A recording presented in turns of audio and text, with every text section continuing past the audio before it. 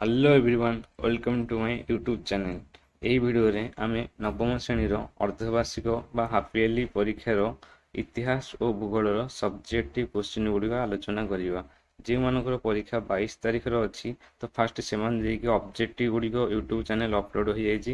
First ଅବଜେକ୍ଟିଭ୍ଟା ଦେଖି ଆସ ଏବଂ ଆମ ଚ୍ୟାନେଲ୍କୁ ସବସ୍କ୍ରାଇବ୍ କରି ବେଲ୍ ଆଇକନ୍କୁ ଅଲ୍ ସେଟ୍ କରିଦିଅ, ଯାହାଫଳରେ କ'ଣ ଆମେ ଛାଡ଼ୁ ଛାଡ଼ୁ ଭିଡ଼ିଓ ତୁମ ପାଖକୁ ସର୍ବପ୍ରଥମେ ପହଞ୍ଚି ପାରିବ। ତ ଆମେ ପରୀକ୍ଷାର 2 ଘଣ୍ଟା ପୂର୍ବରୁ ତାର ରିଅଲ୍ କୋଶ୍ଚିନ୍ ଯାହା ପଡ଼ୁଛି ଆମେ ଛାଡ଼ୁଛୁ ଏବଂ ସେଇଟା ଅଳ୍ପ ସମୟ ପାଇଁ ରହୁଛି। ଯେଉଁମାନେ ସବସ୍କ୍ରାଇବ୍ କରିକି ନୋଟିଫିକେସନ୍ଟାକୁ ଅଲ୍ କରିଥିବେ ତା ସେମାନଙ୍କ ପାଖରେ ଆଗେ ଯିବ ଏବଂ ଏଇଟା ଅଳ୍ପ ସମୟ ପାଇଁ ରହିବ। ଯେମିତି ଆମେ ପୂର୍ବରୁ ବିଜ୍ଞାନରେ ଛାଡ଼ିକି କାଟି ଦେଇଥିଲୁ, ସେଇଟା ଏଇଟା ସେମିତି ଛାଡ଼ି ସାରିଲା ପରେ ଆମେ କାଟି ଦେଉଛୁ ପିଲାମାନେ। ଚାଲ ପିଲେ ଆମେ ଆଲୋଚନା କରିବା।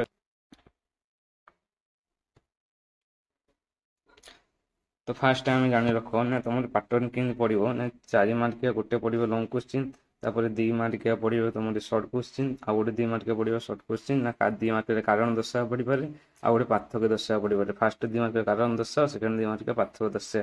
ତାପରେ ସେମିତି ଆଉ ଗୋଟେ ନେକ୍ସଟ ଏଇଟା ଯେମିତି 1 ମାର୍କିଆ ସେମିତି 2 ମାର୍କିଆରେ ଆସିବ 3 ମାର୍କିଆ ଗୋଟେ କୋଶ୍ଚିନ୍, 2 ମାର୍କିଆ ଗୋଟେ କୋଶ୍ଚିନ୍, 2 ମାର୍କିଆ ଗୋଟେ କୋଶ୍ଚିନ୍। ଏମିତିରୁ କିମ୍ବା ସବୁଥିରେ କିମ୍ବା ଅଛି, ତୁମେ କିମ୍ବା ଗୋଟେ ନହେଲେ ଆରଟା ଲେଖିପାରିବ। ତ ଏଇଥିରୁ ହେଲା 4 ମାର୍କ, 2 ମାର୍କ, 2 ମାର୍କ 8 ମାର୍କ, ଏଠି 7 ମାର୍କ, ଟୋଟାଲି 15 ମାର୍କ ଆସୁଛି ପିଲାମାନେ। ଭୂଗୋଳରୁ 15 ମାର୍କ, ଇତିହାସରୁ ସେମିତି 15 ମାର୍କ। ଏଇ ପାଟର୍ନରେ ପଡ଼ିବ ପିଲାମାନେ। ଟୋଟାଲି ଆସିବ ପିଲାମାନେ 30 ମାର୍କ। 30 ମାର୍କ ତୁମେ କେବଳ ସବଜେକ୍ଟିଭ୍ର ପରୀକ୍ଷା ଦେବ। ଏଇ 30 ମାର୍କରୁ ଯିଏ 15 ମାର୍କ ବି ରଖିଦେଲା ଏଇଟା ତାର ପାଇଁ ଗୁଡ୍ ସ୍କୋର ପିଲାମାନେ। କାରଣ ତୁମେ ଅବଜେକ୍ଟିଭରୁ 45 ମାର୍କ ରଖିଦେବ। 45 ଆଉ 15 ପିଲାମାନେ ଟୋଟାଲି 60 ମାର୍କ ହେଲା। 60 ମାର୍କ, 80ରୁ 60 ମାର୍କଟା ହେଉଛି ଗୋଟେ ଗୁଡ୍ ସ୍କୋର ପିଲାମାନେ। ଏତିକି ମନେ ରଖ।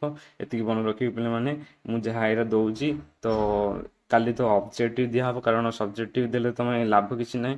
ଆଗରୁ ଯେଉଁମାନେ ପଢ଼ିନ ସବଜେକ୍ଟିଭ୍ ଦେଲେ ସାଙ୍ଗେ ସାଙ୍ଗେ ଘୁଷି ପାରିବନି। କେବଳ ଅବଜେକ୍ଟିଭ୍ ଭିଡ଼ିଓ କାଲି ଆସିବ ସକାଳେ 9ଟା ବେଳେ ପରୀକ୍ଷା 2 ଘଣ୍ଟା ପୂର୍ବରୁ। ତ ଯେଉଁମାନେ ସବସ୍କ୍ରାଇବ୍ କରିନ ଫାଷ୍ଟ ସବସ୍କ୍ରାଇବ୍ କରିଦିଅ। ତ ଚାଲ ଆମେ ଗୋଟେ ଗୋଟେ କରିକି ଦେଖିବା। ଫାଷ୍ଟ 1 ନମ୍ବରର କାରଣ ଦର୍ଶାଅରେ କ'ଣ ଅଛି ନା 1 ନମ୍ବର ଏକଟା ଦେଖ ନା ଉଦ୍ଭିଦର ବୃଦ୍ଧି ପାଇଁ ଦାୟୀ ହୋଇଥିବା କାରଣ ଗୁଡ଼ିକ ବିଷୟରେ ଲେଖ। ପିଲାମାନେ ଏଇ କୋଶ୍ଚିନ୍ଟା ସିଓର ପଡ଼ିବ, କାରଣ ଏବେ ତୁମେ ସ୍କୁଲରେ କ'ଣ ଗଛ ଲଗେଇଛ ମାନେ ପରୀକ୍ଷାରେ ପିଲାମାନେ ଏବେ ଯାହା ନ୍ୟୁଜ୍ ଚାଲିଛି, ଯାହା ଚାଲିଛି ସେଇ ବିଷୟରେ ଯେମିତି ହେଲେ ଗ୍ୟାରେଣ୍ଟି ଗୋଟେ ପ୍ରକାର ଅଛି। এই ଭିଡ଼ିଓଟା ପିଲାମାନେ ଲେଖିକି ନେଇଯିବ। এই ଭିଡ଼ିଓଟା ସିଓର ପଢ଼ିବା କଥା ପଡ଼ିବ। ଉଦ୍ଭିଦର ବୃଦ୍ଧି ପାଇଁ ଦାୟୀ ହୋଇଥିବା କାରଣ ଗୁଡ଼ିକ ବିଷୟରେ ଲେଖ ପିଲାମାନେ। ଏଇ ଭିଡ଼ିଓଟା ସିଓର ପିଲାମାନେ। ତାପରେ ତା କିମ୍ବାରେ କ'ଣ ପଢ଼ିପାରିବ କିନ୍ତୁ ଜନସଂଖ୍ୟା ବୃଦ୍ଧିର ମୁଖ୍ୟ କାରଣ ଗୁଡ଼ିକ ଉଲ୍ଲେଖ କର। ଏଇଟା ପଢ଼ିପାରେ ନ ପଢ଼ିପାରେ ପିଲାମାନେ, କିନ୍ତୁ କାରଣ ଦର୍ଶାଅଟା ଦେଖ ପିଲାମାନେ।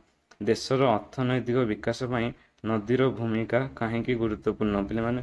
ତାପରେ ସେମିତି କାରଣ ଦର୍ଶାଅ ଦ୍ୱିତୀୟରେ କିମ୍ବାରେ କ'ଣ ପଢ଼ିପାରେ ନା ଉପଦ୍ୱୀପୀୟ ନଦୀ ଗୁଡ଼ିକର ଚିରସ୍ରୋତା ନୁହନ୍ତି। ପିଲାମାନେ ଦେଖ 2 ମାର୍କିଆ ଚେଞ୍ଜ ହୋଇପାରେ କିନ୍ତୁ 4 ମାର୍କିଆ ପିଲେ ସିଓର ପଡ଼ିପାରେ, କାରଣ 4 ମାର୍କିଆ ଚେଞ୍ଜ କଲା ଆସୁ ବହୁତ କୋଶ୍ଚିନ୍ ଦରକାର। କିନ୍ତୁ 2 ମାର୍କିଆ ପିଲାମାନେ ଆମେ ଏମିତି ବହୁତ ଚେଞ୍ଜ କରିବା, କିନ୍ତୁ 4 ମାର୍କିଆ ପିଲାମାନେ ବହୁତ କମ୍ ଚେଞ୍ଜ ହୁଏ। ସେଥିପାଇଁ 4 ମାର୍କିଆଟା ଏଇଟା ଗ୍ୟାରେଣ୍ଟି ପଡ଼ିପାରେ ପିଲାମାନେ, ମୁଁ ଯାହା ଭାବୁଛି। ଏବଂ 2 ମାର୍କିଆ ପିଲାମାନେ ଏଇଟା ଚେଞ୍ଜ ହେବ, ଏଇଟା ସିଓର। କିନ୍ତୁ 4 ମାର୍କିଆ ଏଇଟା ତୁମେ ଗ୍ୟାରେଣ୍ଟି ସହିତ ଲେଖିକି ରଖ। ତ ଚାଲ ଆମେ ଆଗକୁ ଯିବା।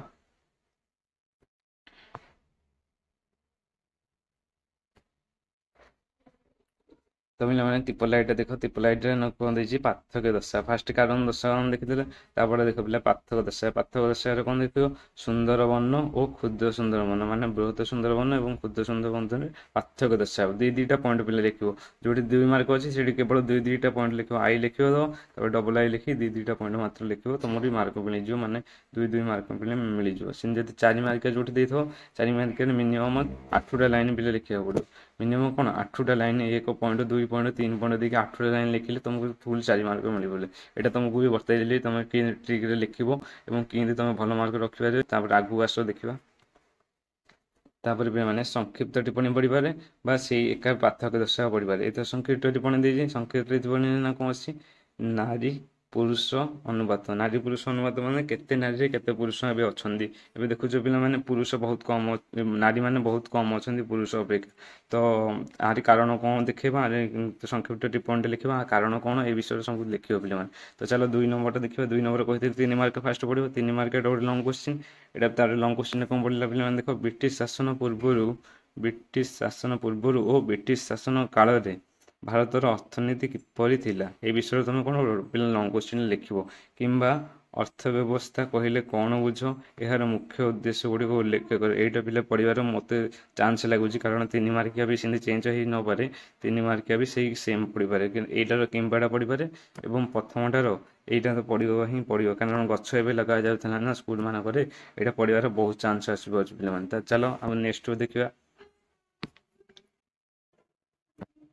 नेक्स्ट देख पे आग्नेय उद्गीरण फल पृथ्वी पृष्ठरे कि परिवर्तन परिलक्षित हुए यहाँ पिला 2 मार्किया चेंज हो पारे एमती कहीहबनी पे किंबाटा देख ब्रह्मपुत्र नदी अनेक समय निजर गतिपथ बदल थाए कहीं ब्रह्मपुत्र नदी अन्य कौन नदी कहीं निजर गतिपथ बदल निजे पहले मन लिखिपार 2 मार्क मात्र 2टा पॉइंट लिखिदे तुमको फुल मार्क मिल जाए पार्थक्य दशा देख पार्थक्य दशा कौन पौन पुनिक जमाखाता और आभूति जमाखाता विषय पे कौन पार्थक्य 2टा लिखे किंबाटा लिख पौन्य पौन्य विनिमय कहले कौन बुझ पे बुझिपार ये पौन्य विनिमय कहले कौन बुझे यहाँ विषय लिख केवल 2टा पॉइंट लिखिदे तुम यथेष्ट पे 3 नंबरटा आमर आसला ना कौन आमर यहाँ फास्ट गला हारी कौन भूगोल और भूगोल विषय गला हारी यहाँ आसला इतिहास विषय 15 मार्क आम ए 15 मार्क पढ़ी आगुरी 4 मार्क जाता 4 2 2 ए गला 3 2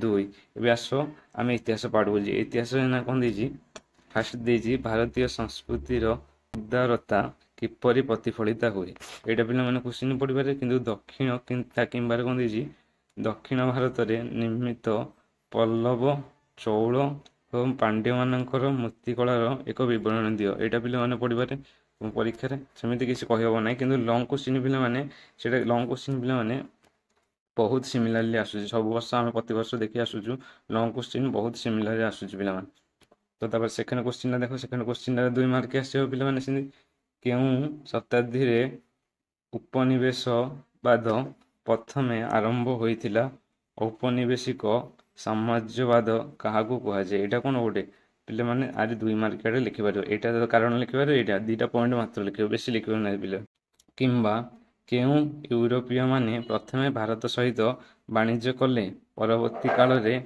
आउ क्यों माने भारत को आसी पे मैंने यहाँ गोटे उत्तर लिखिद यहाँ गोटे उत्तर लिखिद 2टा पॉइंट लिखिद 2टा पॉइंट तुम ठीक हो 2 मार्क पे मिल से देख तृतीय पॉइंट कौन लिखुची संस्कृति कहले कौन बुझ यहाँ पे मैंने 2टा पॉइंट मेथड लिख बेस लिखिद किंबा क्या भारतीय संस्कृतिर मूल उत्स बोली विवेचना कर पे देख पे 4 नंबर कौन आसो 4 नंबर आसो तार लंग क्वेश्चन गोटे 3 मार्केट आसो कौन लिखी भारतीय नागरिक मानू प्रदत्त मौलिक अधिकार गुड़िक लक्षण संक्षेप लेख पे यहाँ आसला आमर कौन इतिहास और राजनीति विज्ञान आसला गोटे लंग क्वेश्चन यहाँ पढ़ा ना कि कौन अच्छी गोटे गणतांत्रिक राष्ट्र किपरि यथेच्छाचार क्षमता को संकुचित करा जाइछि ए विषय लिखिपार पे तो पे द्वितीय देख द्वितीय कौन लिखाई द्वितीय विश्वयुद्ध चलुवा समय मित्र शक्तिर राष्ट्र